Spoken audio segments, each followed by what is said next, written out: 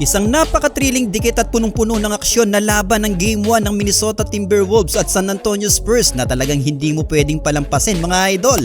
Mula pa lang sa opening tip, ramdam mo na agad ang pisikalan at depensang ipapakita ng dalawang koponan. Halos bawat drive sa ilalim may katapat na matinding depensa. Walang pinapalampas ang alien na si Victor Wembanyama mga idol. Sa laban na ito, nagtala siya ng napakalupit na 12 blocks. Halos bawat attempt sa paint ng Timberwolves ay may banta kay Wemby. Pero hindi rin nagpahuli ang Wolves sa pangunguna ng kanilang frontcourt, lalo na si Rudy Gobert. Naging matibay din ang kanilang depensa sa ilalim. Nagkaroon lang siya ng 1 block pero may 4 na steals mga idol. Malaking bagay ito sa ganitong dikit na laban. Well, sa unang quarter pa lang nakita natin agad ang tono ng laban. Mababa ang scoring, hirap ang bawat possession at bawat puntos ay pinaghihirapan. Natapos ang first quarter sa score na 24-23, lamang lang ng isa ang Timberwolves. Ngunit hindi ito simpleng lamang mga idol. Ito ay bunga ng matinding gawa ng momentum kung saan ilang beses nagpalitan ng lamang ang dalawang koponan. Pagdating ng second quarter, lalong uminit ang laban. Nagkaroon ng mini run ng Wolves sa tulong ng kanilang bench, lalo na nang bumalik sa laro si Anthony Edwards. Bagamat limitado ang minutes niya, ramdam ang impact niya mga idol. Bilis, explosiveness at scoring punch na talagang kailangan ng Minnesota. Ngunit hindi rin nagpadaig ang Spurs. Sumagot sila sa pamamagitan ng fast break points at outside shooting. Sa katunayan, naging malaking factor ang kanilang transition game kung saan nakakuha sila ng 27 fast break points kumpara sa 10 lamang ng Wolves. Sa kabila nito, nanatiling dikit ang laban at nagtapos ang first half na tabla sa 45 all mga idol.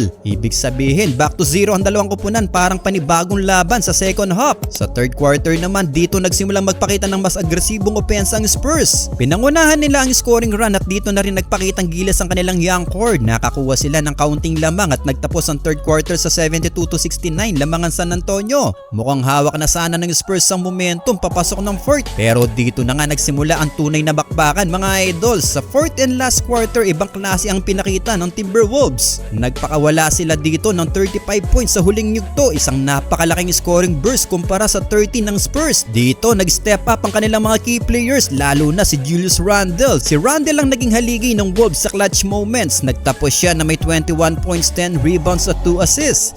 Isang double-double performance na talaga nagdala sa kanila sa panalo. Hindi lang scoring ang ambag niya mga idol, pati sa rebounding at physical presence sa loob, ramdam na ramdam.